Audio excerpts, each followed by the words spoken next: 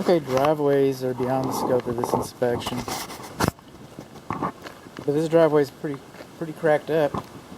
Just saying, it's going to be just a matter of time. One of these days, you're going to get tired of it. One of these days, it's going to get replaced.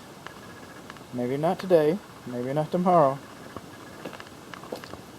That's not why we're here. This is the back of the house, the south side of the house. This is the southeast corner. This is the electric power coming into the house. This is the meter. The meter is pulling away from the wall. Of course, by pulling away from the wall, and it never was actually sealed to help prevent moisture infiltration into the electrical system. Inside the garage, inside the southeast corner of the garage, we have the load center. That's what this whole contraption is. Or it's the electric service panel, and some people call it the breaker box. Call it what you will, but this is it. And this is where it's at. And this is where it's at. This cover was improperly put on, secured, if you will, with sheet metal screws. See? And somebody got real smart and they cut the points off so they don't puncture the wires. But these threads are still coarse. They're not smooth like a machine. They can still rub on the insulation. Now they're probably not. Probably not. The locations just aren't convenient to that kind of a tragedy. But still, it was halfway done. The labeling. Okay, the manufacturer. I guess they know what they want to do. They want duplicity. They want duplicity. We don't have duplicity. We do not have duplicity. We got some, but not really. And then over here, and see how narrow these lines are? The manufacturer doesn't have a problem with handwriting. But the code has a problem. The code and the manufacturer has a problem with handwriting over here. They want printing. Printing like that. And when this panel was sold, when this cabinet was sold, it had stickers. It had stickers you could put on there. They made it easy for you. For somebody. This cabinet, there shouldn't be more than 1/8 of an inch gap. The bonding location should be labeled inside of the cabinet, and you could do that with handwriting. We know it's on the water heater over here, or you will know it's in the water heater video. But the electrician shouldn't have to go hunting for it. There's other places to put it.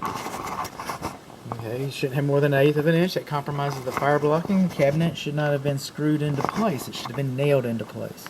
Nails have much more shear strength. You ever try to take apart a treehouse? Screws, they're faster, they're tighter, I get that. But they're brittle.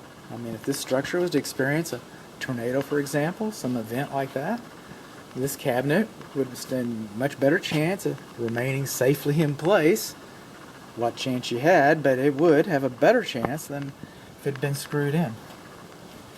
White hots. If you don't know that's hot, you don't belong in this cabinet. I get that, but it's supposed to be wrapped with black tape.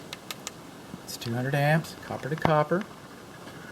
The main neutral is wrapped. Over here, these big holes, this is for L1 and L2. We don't know where it's going to be. See all these little holes? There's debris. See these little holes? As for these, you're not supposed to bring more than 2 in at a time, like that.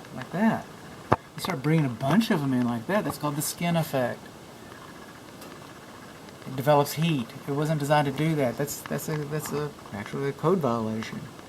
That said, my house is done like that. My house isn't for sale. You shouldn't have to live like me. That house is done like that. That house is done like that. That house is done like that. Just because everybody jumps off a bridge doesn't mean you have to. But this is very common, and you're gonna have. I'm just letting you know that it's gonna be difficult finding a house of this age, this vintage, where you don't have bundling. It's gonna be rare. It'll be rare.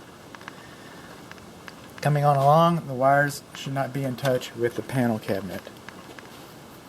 I'm a little off guard here. I don't want to take you around too much, but I will. We'll just hot-foot it over here. We're outside of the garage now. We're going across the backyard now. We are on the east side of the house and behind the fence now. This is the sub panel. I've got a sub panel here. Just bear with me. prepare this.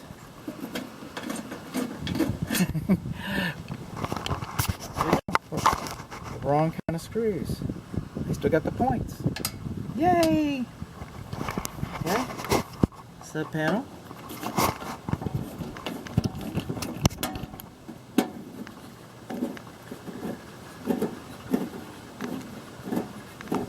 This sub panel, you'll notice we got breakers, but they're not labeled. They're not labeled. We don't know where they go to. We don't know what they're about. Oh, we got another screw up here. Okay. It's kind of those cooking shows where everything goes wrong.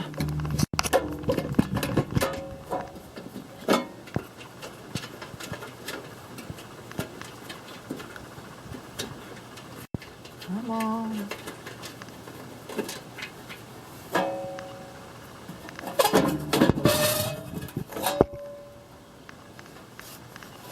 And that's what I'm looking for. That's why we're here.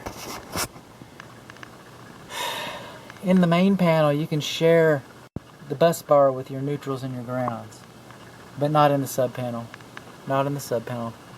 Sub panel is not properly labeled, and the grounding and the grounding and the neutrals are improperly sharing the bus bar. When it's like this at a sub panel, then current can flow backwards through the system and can create shock issues when you thought that maybe you just didn't even have power.